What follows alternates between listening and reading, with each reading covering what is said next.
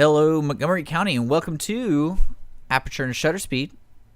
It's me, Dick Schisler, Lone Star Internet Radio with Tom Moore, TR Moore Photos. Welcome. It's February 5th, 2014. It's our second edition, or second episode, however you like to call it, of Aperture and Shutter Speed. I hope you guys have been enjoying the archive of the older show and kind of get our platform.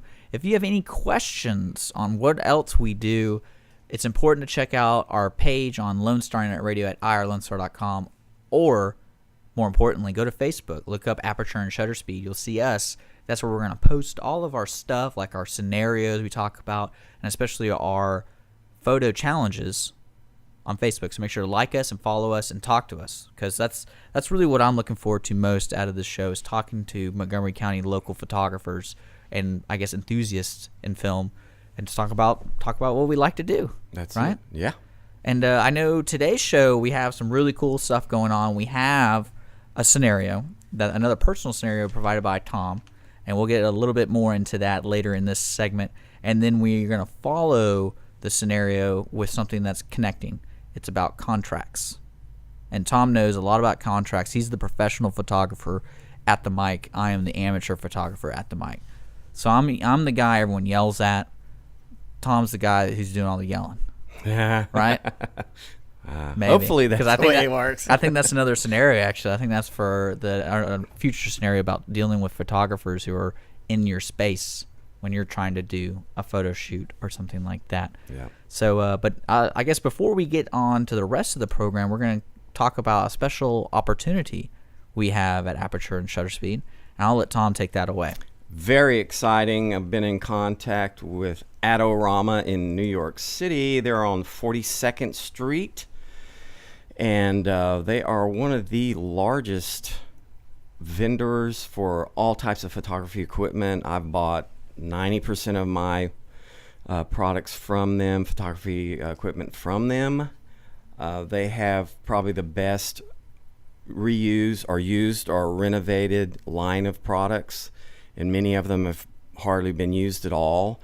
They're going to send us deals, real money-saving deals, that's going to be handed down to you guys, and that's obviously be very exciting because, as you know, photography is very expensive again, and they're just going to help us out, and we are going to, as time goes on, hopefully get into doing some reviews. Oh, yes. It's very important as a photographer, especially at my level, amateur. I don't like to spend money. And like me, as you can tell, I still have my 20D. Good camera. If no one knows what a 20D is, it is a Canon EOS digital camera that was released in the middle of 2004. So you can imagine how old that camera is. A little bit of a dinosaur. And if all the photos you see on Lone Star I use, and actually that'll be the camera I use for our challenges, because I still like it. I mean, of course, even if I use a Rebel these days, I'm kind of jealous, because the Rebels today are so much better than the 20D right now. But that's just the way I live my life. I like it. I can't get rid of it until it breaks. It gets good results. So yeah, gets good results. But yeah, I'm looking forward to those reviews, because it's important to me, like I said, as an amateur photographer, knowing what you're buying. And to me, I would tell anyone a 20D is a great deal. Yeah. And even today, if someone goes, "Hey, I'll give you $200 for it," I'm like, "No way, I'm going to keep it." And if you could get it for $200 and you don't have a camera, I'd get it.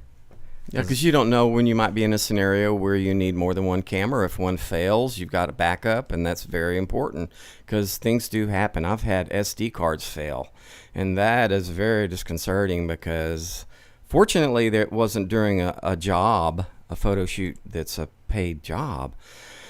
But it certainly is something that you need to consider, and I will never use those SD cards again. I won't mention them, but I know which ones they are. Well, I think it's all, like I said, it's a great opportunity with Adorama, and we're going to be, so just to let you guys know, we're going to be mentioning them throughout the program of Aperture and Shutter Speed in the future, because they really are a very supportive group. Because as you know, and Tom likes to point out to people, there's really not a place here to purchase high-end photography equipment. I know Best Buy kind of dabbled it in a little bit, but I think the best camera you can get there now might be the lower end or mid-professional cameras by Canon and Nokia. So like you're looking at, was it the 70D, I guess is the most recent one that was released. They might have that, but that's about it. I know they have Rebels. Yeah, they have Rebels. And I think they also have the 7D. I haven't seen the 70D there. Well, that's new. That just came out. Yeah, it's been out for 2 months. Yeah. But their prices are just astronomical, and you're going to really pay top dollar. Oh yeah, well that's how Best Buy is. They're not.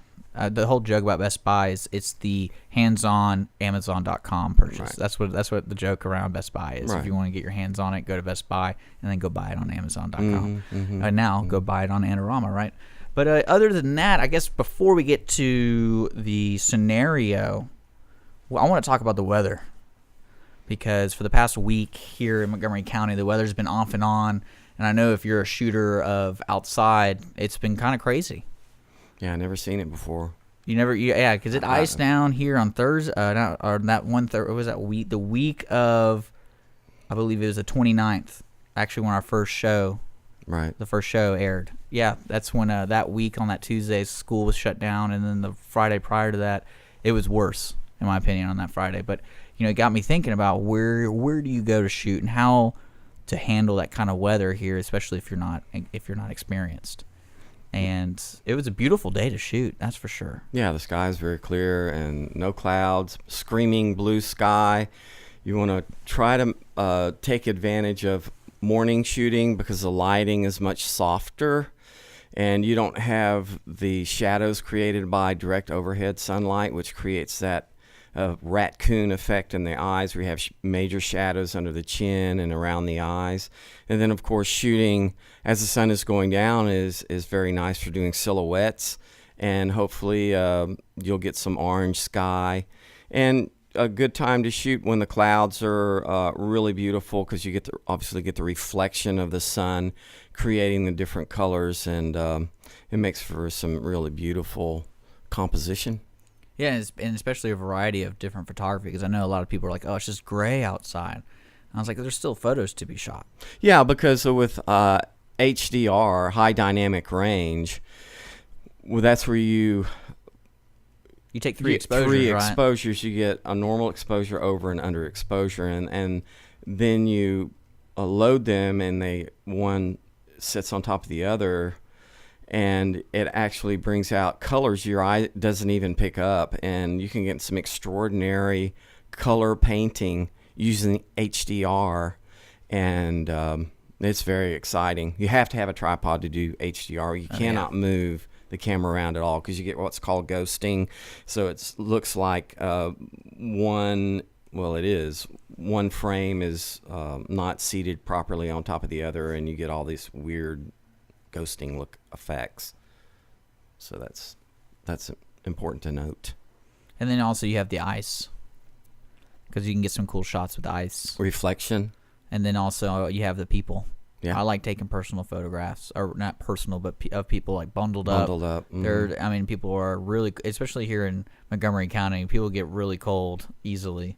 And it's always cool to get those pictures of people just trying to, wearing different clothing, I guess. In a way. Of course, kids are all excited, and they get out of school and running around and all that. Yeah.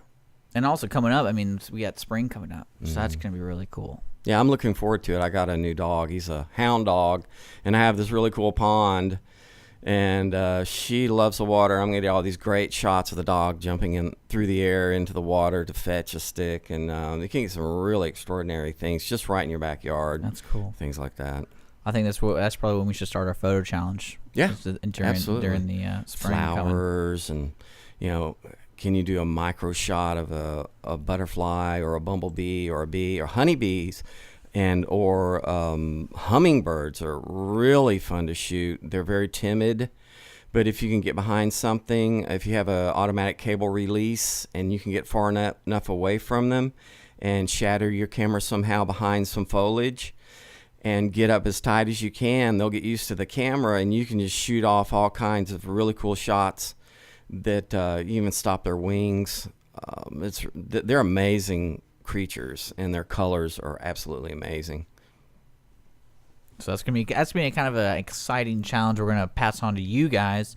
Right now, we're gonna be coming close to a break, and following after the break, we're gonna talk about our scenario.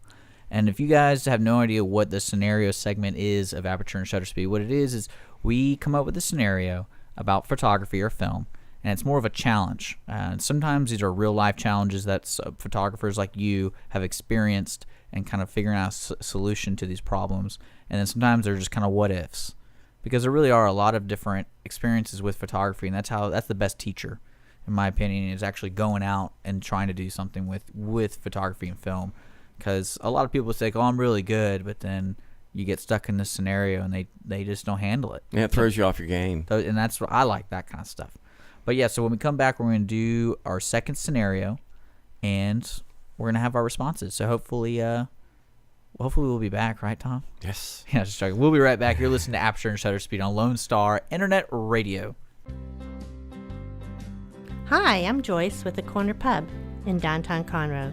We're located at the corner of Simonton and North Main, just across the street from the courthouse. The week starts off Monday with open mic, hosted by Alan, and Tuesday nights open mic, hosted by Jeremy Bankhead. And on Thursday evening, McFarland Jams. There's nightly drink specials available every night, all night. And don't forget, live entertainment every weekend. To see a full list of events, visit our website at thecornerpubinconroe.com. So come join us at the Corner Pub, where the deli is open late.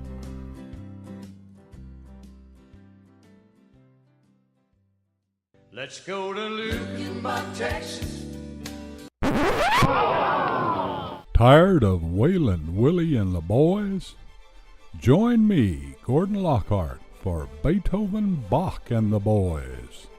Every Saturday from 8 to midnight on Lone Star Classical Music After Dark.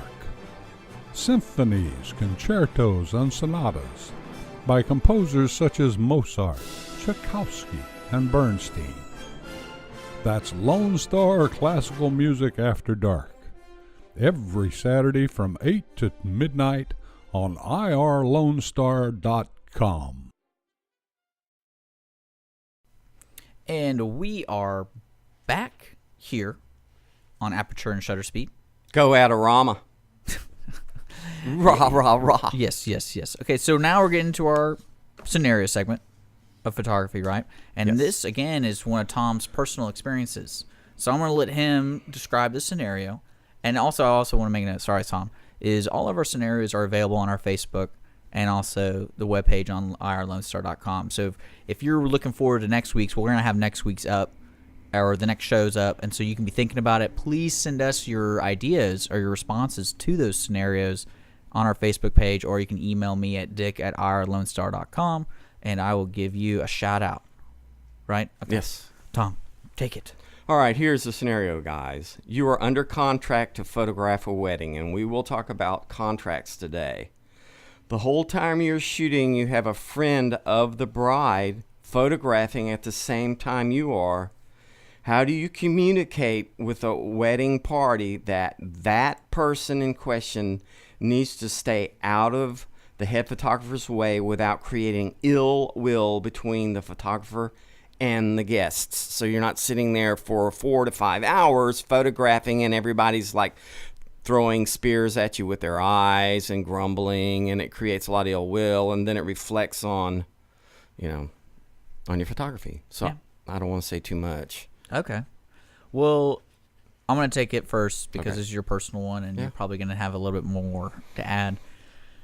It's always nice to be polite, and with these our wedding scenarios we're going to be doing for the next couple of months, like I said, it's important to establish a relationship with the wedding planner and with somebody as a backup who's just as important.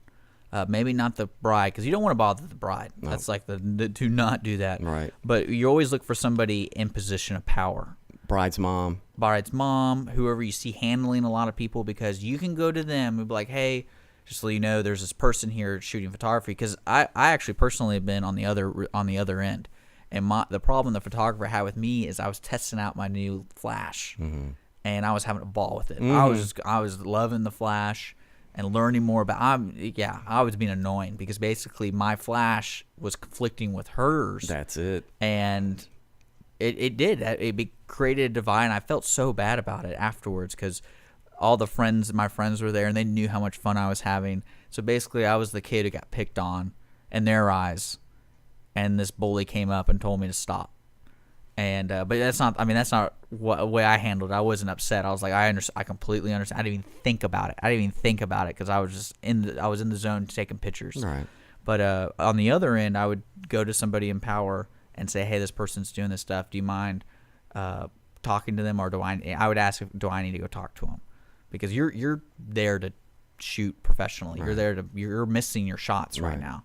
And it might be easier to go just talk to them directly, or the wedding planner, because the wedding planner will shut it down because that's her job, and she doesn't want to make you uncomfortable as the professional photographer. That's ideal situation, but in a lot of situations, you're going to have that individual who ignores you becomes even more of an issue because they don't care.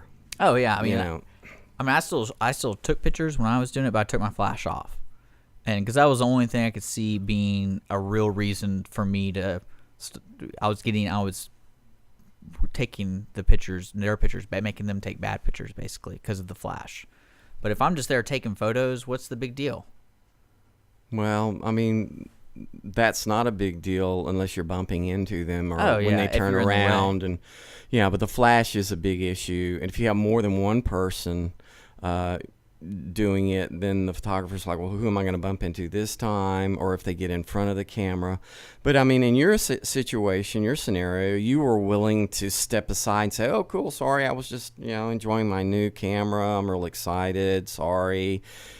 And I mean, you're a considerate person, but there are a lot of people out there just they want to irritate. What actually reminded me of that same wedding, they asked me to do the film portion, and they were really close friends to me. So I was like, yeah, I'll shoot the ceremony, like a 10-minute, 20-minute, I don't care. And I set up the camera in a good position, and of course, being a person who wants to have a good position, that other photographer, I don't know if she did it on purpose or she saw the position as a good position, but she literally got in front of the camera right when they kissed. And I was like, are you serious? And it was really funny because it became like a football play. Mm-hmm. Or like everyone was watching it. Like, and here she comes in 3, 2, they all right there, no kiss. Like her face got right in it. Boy. Boy. But I was just sitting there on the camera. I was like, I think I hear that on the audio. I was like, are you kidding me? Yeah. Like, she just, but yeah, so with a person causing trouble like that, it's territorial. You're almost become like a dog, and you need to let them know that you're causing a problem, and you need to find somebody who has authority over that person to get them to stop, like a boyfriend or mom or somebody. Like, hey, this guy's causing real problems. I've never seen anybody become a real problem when it came to competitors shooting. But then again, at one point, you're going to be dealing with a lot of people taking pictures, especially with cell phones being so advanced now. That's what people do. Oh, let me take a Twitter shot. Right. And you're going to be like, oh, man, because it really does screw up shots. No, and especially absolutely. when you take like a group shot. Everyone's phones are up or, that kind of thing. It's very distracting. Very. And then you're also competing with a videographer. Because I've seen that before when I've gone to weddings where the videographer's always moving because he's doing a video. Right. And you're about to take a shot, and all of a sudden, there he is in front of you. And you're like, man, this guy just I need to get him out of the frames because he's in every shot I take. So. Yeah, that's an issue. And this is a little bit of an aside. Just how aggressive should you be when the bride and groom are saying their vows? If they're on a stage, especially elevated stage, should you actually walk up on the stage and get right there on top of the scene? Should you be that bold? And I haven't answered that question. Well, I mean, I would definitely ask beforehand because I know when I shoot weddings, I'm really hands-on with a lot of things. Like I talk to a lot of people, I get to know them, and then I always try to get the best shot. That's a good idea. And especially when I was shooting like my cousin's wedding, and I saw where they were going to be, it was inside, but they had a gazebo inside, and it was very tight in that gazebo. But I really wanted to get some shots, so I go, hey, either A, we can take some time out of the wedding and just do pretend ones, or B, you're going to be okay with me being right there taking it while it's going on. It depends on what y'all would like because you get more authentic shots during it real time because she's crying and all that kind of stuff. So they opted for both just in case. So how close did you get? I would say I got about 3 feet, 2 feet away from him. Okay, so you're right on it. Yeah. So but I only did it one to two times just to make sure I got the shot. Right. And to me, I'm one of those photographers, especially when I was working for the school newspaper at college. I mean, I could shoot 2,000 photos, but when I know I got a good one that I know they're going to use, I you just know. And I actually got in trouble for that because I was covering a banquet, and I was there for about 45 minutes just taking the pictures of people, and then especially when the speaker got on, I took several pictures of him greeting people, and I'm like, all right, this is going to be bottom of the second page photo. I know where it's going to be. This shot I got is adequate, and when I say adequate, I mean it's good for the storytelling of supporting the article. And I got a phone call afterwards because you left early. Because I left early. Because you got your assignment. But I mean, I took probably about 300 photos. Right. So, and I even gave them some more for their archives. But because I took photos of also participating members of the school and doing stuff. So if they needed like a shot of the president, I had a good shot of him just talking to somebody, that kind of thing. And I definitely got a phone call afterwards. So did they back off after they saw your work? Yeah, I told them, I was like, hey, I was there for 45 minutes. I got what y'all asked me to get. And like it's really funny because you get the people in power really upset about that kind of stuff. And like I remember another one was they wanted me to shoot the Wendy's that was being built. So there's really not much there because this hasn't been built. But there's a sign that says Wendy's coming soon. So I went on a day where there's a nice overcast, very blue, and it actually made it look very pretty where it was being built. And I liked it. I was like, this is good, right? You get the idea Wendy's is coming, and what else do you want? And then then I gave it to them, and they're like, okay, this is really good. I'm like, good, because I was only there for 3 minutes. But I didn't tell them that. Yeah. But no, yeah. So I think when you're dealing with people, it's all about getting the opportunity to take a shot. And if somebody's getting in your way of taking that one shot, then you got to do something about it. And I don't know how I would handle it physically. I'm like, if you got to get physical with the person. Well, like you say, just go to those in authority and see if they won't, address the situation. My contract talks about it specifically that when the professional photographer is shooting, that there is to be no photos being taken while that's going on. But what are you going to do? Hand out your contract to everyone there, 150 people? And you don't want to remind the bride because she doesn't want to be dealing with that. Right. I mean, so it's kind of a sticky situation. Well, that's what's so funny about having a wedding planner, because they really are a blessing when it comes to help. And you let them know because they probably read the contract. If they're a good wedding planner, they probably read the contract for their, what do you call them, client. Right, and provided, and we talked about this last week, that the bride isn't on the attack and stirring up all kinds of dissent. Because, it's emotional time. Yeah, it's emotional time, and then she's off her game, and she's wondering when's the attack going to come next and where from. And when you're talking to her, she's like, well, the bride is just all upset, and she's not listening to what you're saying. So come on, brides, be nice to the people you hire, your caterer, your wedding planner, your photographer, your bartender, the whoever's spinning the disc for you. Be nice to them because they're there to work for you. And if you're going to go at them, then you're going to create a bad scenario that can just spiral out of control, and your beautiful wedding can crumble. And it will be because of you. Now I want to know. I'm on a rant. I am ranting. I want to know what really happened. Well, in this scenario. Well, in this scenario, actually, the person that was doing the photoing was actually brought in by the bride. She was flown in from another state. It was the sister of the bride's father. Sister of the bride's father. Yeah. Okay. And she had just had surgery on her foot, and she was limping around in a boot. Perfect. That's perfect. It was a nightmare, and she would not do anything I asked her. And I was as kind as I could be. And when did you find out about this? Because that's clearly.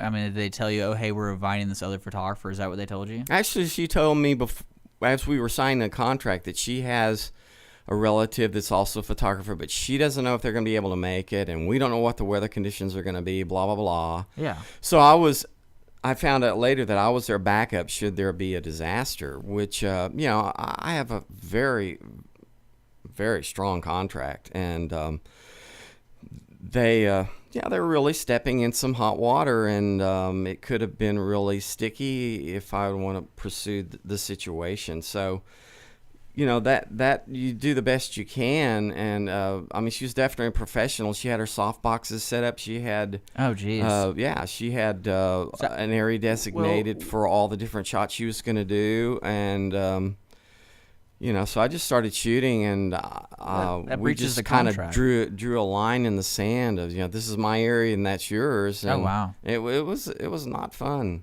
It was not fun. Well, what's funny is, if I was in that scenario where you knew she was a professional and you knew she was brought in as a professional, I would just try to make it as easy as for you as possible. Like, hey, how about you shoot the ceremony and I'll shoot the reception? That's a professional approach. And that's the way it should have been done.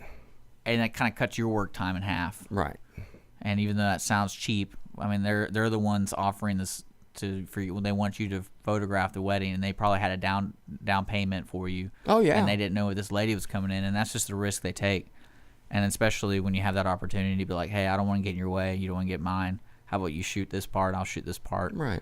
And then we'll work together on it because we're both getting paid, or I'm getting paid, or I don't think you really care about what their scenario is or what their incentive is. And the big negative is the woman had no creativity. So when I would compose a shot, she was right there shooting them too, because I never saw her do anything creative. She was just there taking it like an amateur would shoot. And so that really kind of ruffled my feathers, because don't want to ruffle Tom's feathers. She's taking advantage of my shooting. Yeah. Well, no, I think that's a smart idea, because you'll definitely, especially as a photographer, not even in a wedding scenario, say you're trying to get a certain shot, and you're some people, when they see a camera, they get excited. And especially if you have a camera that's as big as, say, a 20D with my grip, people are like, oh, that guy is shooting with a point-and-shoot. Because when you see point-and-shoots, you think, oh, a tourist. Right. But when you see a big camera like a 5D with the lens and a flash and stuff, they're like, all right, I'm going to go through it. I'm going to go talk to this guy. Right. And especially if you're in a public area, people freak out. And that's when I get very conversational about it. I'm like, hey, don't worry, I'm not taking a picture of you. I'm doing this. And don't think I'm trying to invade your privacy, especially if you're being paid to do something. Like, I know I've seen wedding photographers shoot out these really great scenes in downtown Houston next to the bayou or with the big bridges, and there's some really cool places here. I know they're probably hot spots for wedding. What do you call them?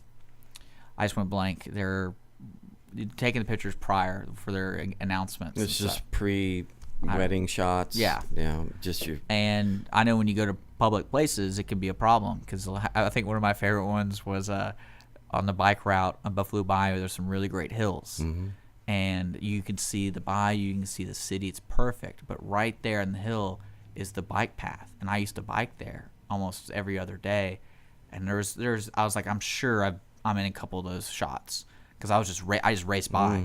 And the guy was just taking photo after photo, because you only have about 20 minutes with the sun setting. Down, right. So I'm sitting there. I think I really want to say there's a picture of me sticking my tongue out at one of the photos, because I'm just driving by. And I definitely, I would say that ruined it and probably made it better. But well. But yeah, so I think you handled it pretty well in a way, if she was still agitating you, and especially she was professional. I can't believe you didn't bring that up about your contract before you signed it. Like, hey, it says it right here. I can't really have competition. Well, they knew it. They knew what they were doing. And that's the sad thing, is that they knew the predicament they were putting both of us in. And they didn't care. Obviously, they didn't care.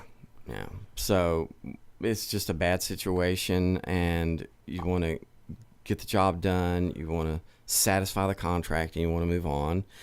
And but if you can avoid it, what I should have done, really, I should have said, look, I have your deposit. As you know, this deposit is not refundable. You've brought in another photographer. My contract states very specifically that is a violation of the contract. So I'm just going to step aside. I am not going to shoot the wedding, and That's what Good you luck to That's you. what you would have done? If That's you could what go I back? should have done. That's what I should have done. But I had my second shooter there. I'd already paid him in advance. And I had all my equipment there. And so I was like, okay, I guess we're going to let this roll. And in hindsight, I wouldn't have done that. I would have just walked. And that would have protected me. If they want to make an issue of it, they can. They have my address. I mean, that's another scenario we could talk about is when you get to the paid gigs and what you expected as a condition or what was going to be shot under, and they change, especially if it violates the contract, obviously. Then how do you handle it? Because to me, you always want to maintain a reputation as a photographer if you're doing it professionally. But say I'm not a professional, but I know people who see my photos who call me. It's like, oh, can you do it for $100 or something like that? And I'm like, wait, why even pay me? Like, don't bother me with that. Like, right. If you want me to come, but I'm not going to promise you what you want. Because I mean, I've definitely gotten in trouble about that. Like, another cousin asked me to shoot their wedding, but I was like, can I just come to a wedding and enjoy myself? Because I'm pretty sure I've shot every single one of my family members. I have over 45 family members, so I'm sitting there going like, I just want to come and enjoy it. Okay, I know I'm the camera guy, but just let me. And I was like, but if you want me to shoot, I'll take some pictures. But of course, they like to bring it up that most of the pictures were of my family, and not. I was like, well, yeah, I was spending time with my family. I have a pretty big family. And I didn't get really pictures of any of the guests or anything. I just got pictures of the family. And I'm like, well, yeah, that's the pictures I'm going to take. Yeah. But that's your favor. I mean, that's just what you need to do. It's like I said, communication is key when you're doing this stuff. Even when you have this wild card of a woman or man or in a boot slugging around, taking up your frames. But that's a good scenario. I like it. We're going to continue after this to talk more about contracts because I think we kind of talked about that. But this segment was pretty long. We're going to take a quick break. You're listening to Aperture and Shutter Speed. When we come back, we'll go more into contracts and release forms because those are pretty dang important when it comes down to doing a professional shoot. Huge. We'll be back. Conroe Live is a nonprofit entity whose purpose is for the enhancement of the arts, entertainment, and historical values in historic downtown Conroe. Recent programs include centennial celebrations for several buildings reconstructed after the Great Fire of 1911, the upcoming Historicade celebrating the history of downtown area, an art bench program consisting of 13 art benches depicting history, Chalk Up Conroe, a program benefiting cancer programs using sidewalk chalk, a tree planting program along the railroad tracks along the historical areas in the downtown, and generation of approximately $250,000 for the Owen Theater for improvements. Future projects include downtown historical markers, a pedestrian mall on Simonton Street, walking history programs, and more. For information, visit their website at www.conroeliveinc.org. Howdy, folks. Cable Smith, host of the Lone Star Outdoors Show, inviting you to join me Saturday mornings from 7 to 8 on Lone Star Internet Radio for Texas' premier hunting, fishing, and outdoor talk show. So pour yourself another cup of coffee and pull up that stool a little closer to the old campfire, because if you can catch it or kill it in Texas, we're going to talk about it. That's right. Bucks and ducks, gobblers, monster bass, redfish, trout, and a whole lot more. Plus, you never know what outdoor celebrity is going to drop by, from Phil the Duck Commander Robertson to fishing legend Bill Dance or everybody's favorite uncle Ted Nugent. Heck, we might even mix in an interview and hear some brand spanking new Texas music from one of your favorite Texas musicians like Robert Earl Keen, Brandon Ryder, or the honky-tonk kid himself, Aaron Watson. Loved or hated but never ignored, it's the Lone Star Outdoors Show with me, Cable Smith, Saturday mornings from 7 to 8 right here on Lone Star Internet Radio on irlonestar.com. And we are back with Aperture and Shutter Speed, February 5th, 2014. We're here every Wednesday on Lone Star Internet Radio. Make sure to like us on Facebook to see what our scenarios and also our photo challenges, because I think that's where we're going to be posting some of our photos to give y'all an example. I'm looking for a suggestion from the audience. If y'all know any cool websites that are great for sharing photos with one another, like a community Dropbox kind of thing, because I would love to find something that was efficient and where we can all share our photos, especially with our challenges, because I don't like the way Facebook does it. I want it to be open to everybody, and especially if you want to do more than just one photo, just have your little collection and share it that way. But yeah, you're back with Aperture and Shutter Speed with me, Dick Schisler, and Tom Moore, TR More Photos. so right now this is our third segment. It's going to be a little short because of that awesome scenario we talked about. Tom gets heated over here. I'm pretty sure he actually has brass knuckles in his back pocket. So if you get in his way of his shooting, he's going to take you out. Bullwhip, man. I got you rid of out. the brass knuckles. They're just too much of a hassle. And besides, this is Texas. So. Yeah, you can do really whatever you want. No, we're going to bridge the segment from our last scenario to contracts and release forms. Now, this is probably the most, I would, to me on my side, it's the most touchy subject when it comes to photography and film because I don't want to deal with it. Nobody And does. especially when you're filming getting a release form while filming is huge because it's so easy for people to be upset. And it's so easy for them to legally come after you if you don't get a release form. So what I think what we're going to do is I'm going to let Tom, I asked Tom from his experience, because a lot of you guys, if you're amateur photographers like me, I'm always interested in knowing when you take the first leap, what's the first step to being able to cover your butt? Because that's really what these contracts and release forms do, is they cover your butt on a legal field. Yeah. And also an expectation field, because like we said in that scenario, you put in your contract, I won't have a competitor there, no other professional photographers, it's only you. And you do that for several reasons. Number one being you want to get the best shot, and you don't want to sit there and like deal with another photographer. But yeah. So tell me, and tell the listeners too. I'm sure they're interested. And if you're a professional photographer listening to this too, I would like to know your input too, because when you're coming with your contract, do your contracts vary depending on the shoot? Well, I can just do an addendum, and it's a general contract that covers a lot of stuff, even things you wouldn't even think about. But, as a photographer, you usually lean towards the artistic side. And a contract is like you say, the last thing you want to talk about. But it's going to be the first thing you think about if things fall apart and you don't cover yourself. So a model release, they're very simple to get your hands on. Most people are very amenable when that comes around. I'm reading it right now. Yeah, it's just very simple, and it just protects you. When they sign it, you're released, and they can come back on you if they want to, but they're going to have a hard time, is this your signature? Yes. Okay, so what's your point? Oh, I don't know. You just have a grudge or whatever.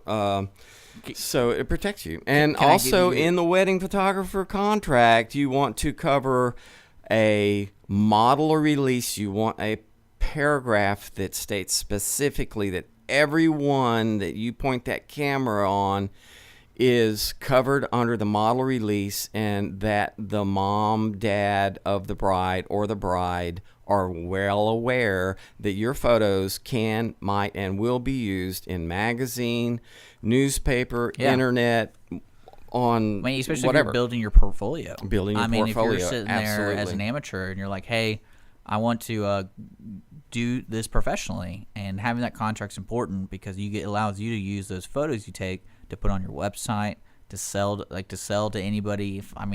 If you really have the cojones, you can contact wedding magazines and be like, look at these photos, I'll give you $20 a photo. I think that's really important. It's the first step from the amateur side, is that's why you want this contract, because you really want to use your photos. The first set you're going to be using on your website or any way you sell yourself, you got to be able to use them legally. Absolutely. And if you want a really good group that will help you sell your photos, that's photostockplus.com. Yeah. And that's a hosting service, right? Where they host the photo, and so if someone buys it, you get a percentage.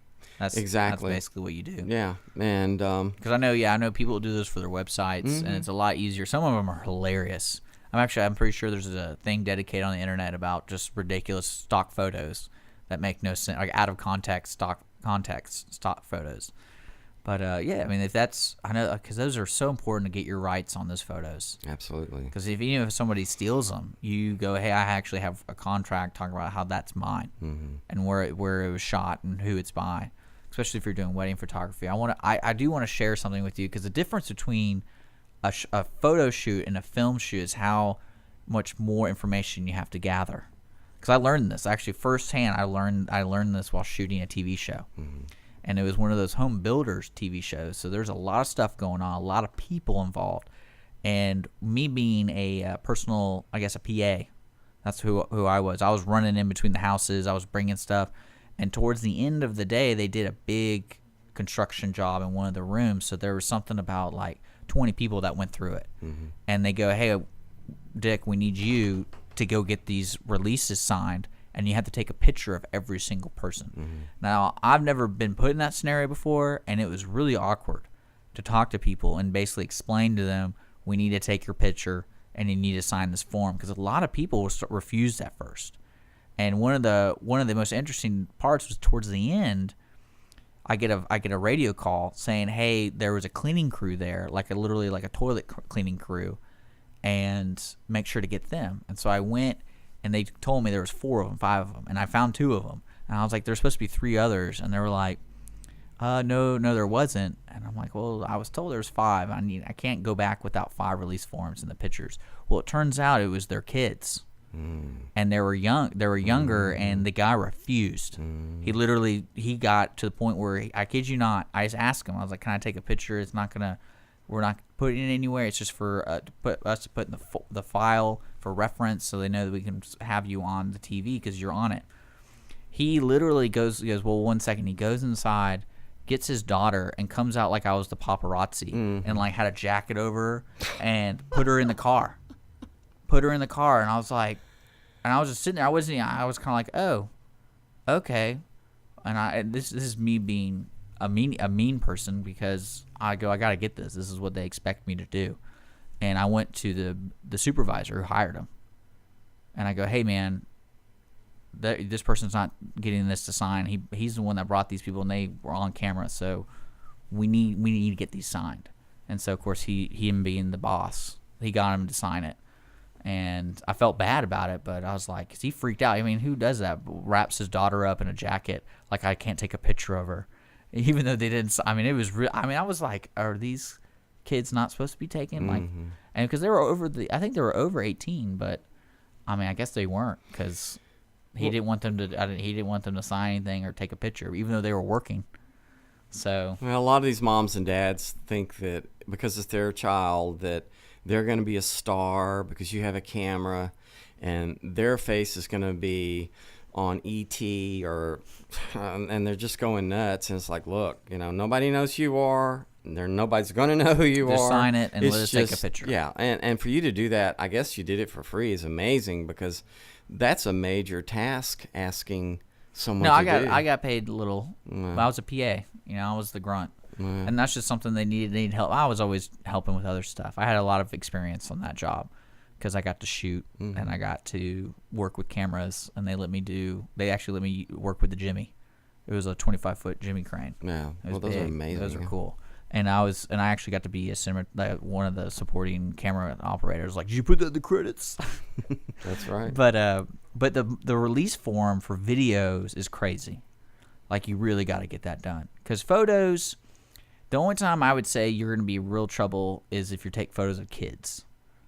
Because I've been in trouble for that. I was covering an orphanage fundraising event, and I was like, oh, kids and Santa Claus, that sounds like a good photo op. But then the lawyer came over to me and was like, you got to erase those photos. I was like, why? He's like, oh, because these kids are orphans, but some of them are abandoned. And the parents might want to chase them down. Yeah. Yeah. And I was like, small world. Yeah. But I'm not going to argue with it, because clearly it's happened. Right. So, so the release form. Now, where can I get a release form? Oh, they just get them online. Just look it up. Yeah, I mean, it's important. I mean, have you ever encountered a problem where you actually forgot a portion of your contract and you actually added it after you've discovered the loophole? Have you had any problems with that? Well, if it does happen, and it can happen, just do an addendum and make sure they're aware of it. In other words, you need to type in something, have them put their signature or just their initials next to it to confirm that they're aware that that's going on. And cover yourself. And I'd even do it at the last minute. I mean, if you're walking on the scene and you actually have a wedding going on or a photo shoot, and say, oh, by the by, I need you to sign this. So it's just a formality. And most people are going, oh, that's cool, because they're not going to create, problems. But if they do, then again, you're protected, and that's the direction you want to go with it. Yeah. And that's really what the whole purpose is, just protecting you Absolutely. and your photos. Yeah, because there's just this attitude that, well, I'm going to make money in this situation. I'm going to take you to court. And there are an awful lot of issues like that going on because photographers just don't cover themselves because they're having fun. They love it. It's their passion. But their passion can be really squelched if they don't cover their back. Yeah. No, I agree. Well, is there anything else you want to add about contracts? Yeah, I would like to add that you need to get a deposit, and I would get at least $500, and I would not give that back to them unless. Well, how about a percentage? I mean, $500 is kind of vague. Would you say at least a 30% deposit or something, or 50%, or? Yeah, a lot of photographers get it all up front, which I don't agree with, because if something does happen, that you're going to have to come up with that money. You're going to have to give them their money back, and if it's like $3,000-$4,000. And, it's a year away, you're going to have to put that, if you put the money in escrow, which no one's going to do, you're going to have to come up with that money. And they might work with you some way. I mean. Well, that's why it's always nice on the deposit and the contract. You say I get to keep it no matter really what. Like if you cancel, Right, if y'all break up or something. Like I get it. I mean, you never know. And then especially when they broke the contract, when that lady came, like I can't imagine how irate they would be if you just got up and left. But then again, it's in the contract. No, it's in the contract. Irate or not, I should have just packed my stuff and said, you know what our contract says? I'll review it with you right here, right now if you want to. Here it is. And I'll take that contract on site, especially in a wedding. Go on site. And it also gives you the mentality of the way you're shooting your photos, in my opinion, because you're getting to that point where you're trying to legitimately take photos instead of me just wandering around taking photos. Like, you're getting paid to do it. You got a job to do, and you have certain accomplishments that you need to meet before you finish getting paid. But also, you set a standard for it where they need to respect what you're trying to do. Exactly. You're a professional. You're doing your job. They treat you like a professional. If you're going to act like one, it needs to be on paper. It needs to be seen. You need to have professional equipment. You need to have a backup. Don't go and shoot a wedding with a 10-year-old rebel or something with your iPhone. Those are great. I mean, because that's just signature for disaster, and it's expensive, guys. It just is. There's just no getting away from it. Well, I guess that's going to close up our segment for Aperture and Shutter Speed. We're going to take a quick break, and when we come back, we're going to talk about next show next week, which will be on, let me just double check the calendar, the 12th, and a little bit more like that coming back after this. Lone Star Internet Radio is now bringing you the weekly business hour show each Monday morning at 11 a.m. My name is Rick Schisler, and I will be your host. Each week we will be bringing you local, area, and national business news that you can use. The program will also feature an interview with a local or national business person who will share their own experiences, successes, and failures in operating their businesses. Our show is for anyone who already owns a business, whether they work solo or have employees, and for those who are thinking about starting their own businesses. A bit of information about myself. Again, my name is Rick Schisler, and I am a Silver Fox advisor who has over 40 years' experience as a serial entrepreneur.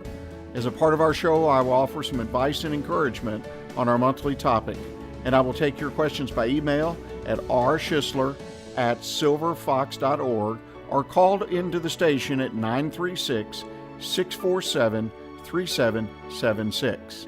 See you on the radio Monday at 11 a.m. for the weekly business hour.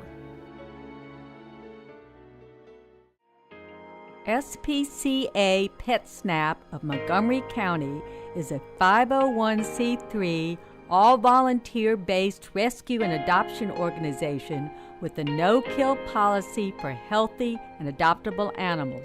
Our goals are fourfold: to rescue and rehabilitate homeless animals, to provide a safe haven for the animals until a suitable adoption or foster care home is found or until they are reunited with their owner, to educate the public about the great need to reduce pet population, which includes the importance of having their pets spayed and neutered, and to further the cause for humane and responsible pet ownership, and to provide a low-cost spay-neuter clinic for people who are unable to afford to spay or neuter their pets otherwise. SPCA PetSnap of Montgomery County encourages you to think adoption first. You can contact us at www.spcaofmc.com. And we are back with Aperture and Shutter Speed. Me, Dick Schisler. It is February 5th, 2014. This is the show all about film and photography. I'm sitting here with Tom Armour Photography, right? TR More Photos. Photos.com. And I'm an amateur photographer. He is a professional photographer. This is our end of our second episode. I know we're still getting the kinks worked out. I hope you guys have been enjoying the scenario segments. I think that's kind of a cool thing, a different thing to play with. So I really encourage you guys to check out our Facebook for upcoming scenarios because we love to read y'all's off, if that's okay with you guys. And especially we're still developing a way to challenge each other in the Montgomery County area of where you can get certain shots.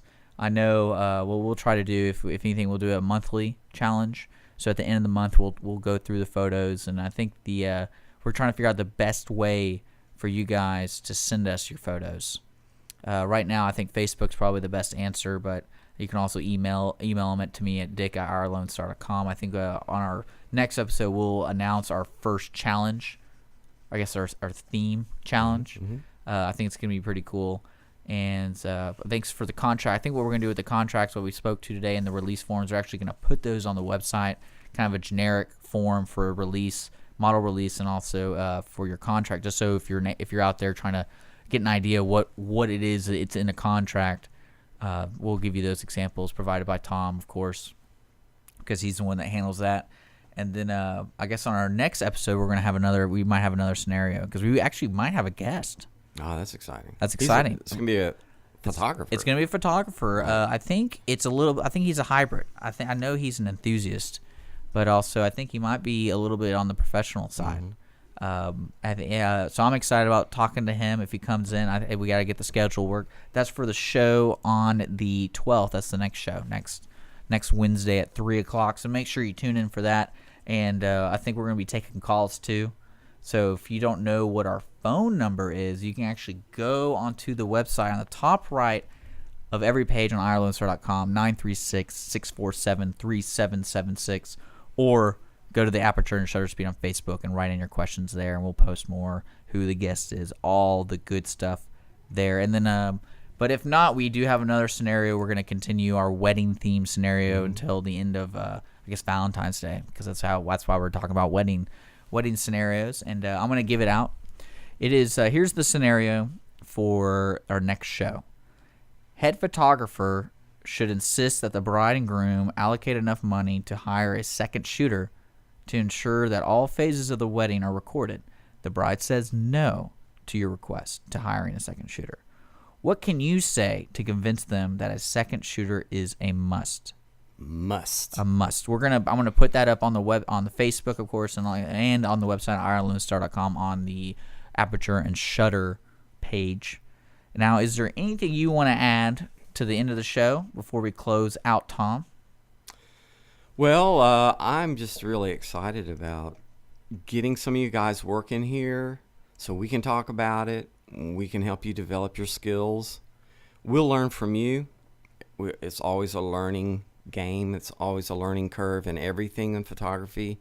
And there's just a tremendous amount of data to take on. If you're really thinking about becoming a professional photographer, I strongly encourage you to do your homework, because it can be a daunting task. And people go, oh, you're a photographer, you don't have a job. And like, right. They just don't know. And it is work. It is a lot of work, and it's very gratifying. It's very exciting. It is exciting. And when I get a job going, I might get up at 2 in the morning and work until the sun comes up because it's quiet, and I'm just jazzed, and I don't even know what time it is. So you can find a job like that. That's not a job. That's a passion, and you're satisfying your passion, and there's nothing bad. Yeah, there's nothing bad about that. But so thank you so much for joining us today. I know we're going to have a lot more coming up on Aperture and Shutter Speed, so you can catch us here every Wednesday at 3 o'clock. And don't forget, our archives are available. We have 3 different ways you can listen to our archives. Yay. On our app, on YouTube, and SoundCloud. Oh, we're happening. So look up Aperture and Shutter Speed, and don't forget to like us on Facebook. We're still trying to build those likes because we want to know how much you guys are interested. That way we can communicate every day with you guys. We need you. We need you. We yes. need you. But thank you so much for tuning in. We'll see you next Wednesday here on Lone Star Internet Radio, Aperture and Shutter Speed at 3 o'clock. Signing off. Bye.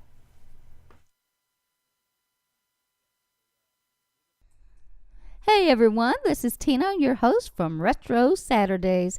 I wanted to invite you to visit the Lone Star Studios here in downtown Conroe, Texas. We're all volunteers here, and we need your help in serving the Montgomery County area. Radio media is a fun field to be in. Lone Star Internet Radio serves Montgomery County with news, current events, local programming, and of course, music. If you are interested in volunteering and sharing your talents in media, go to irlonestar.com and let us hear from you. Lone Star Internet Radio, serving Montgomery County from the heart of downtown Conroe.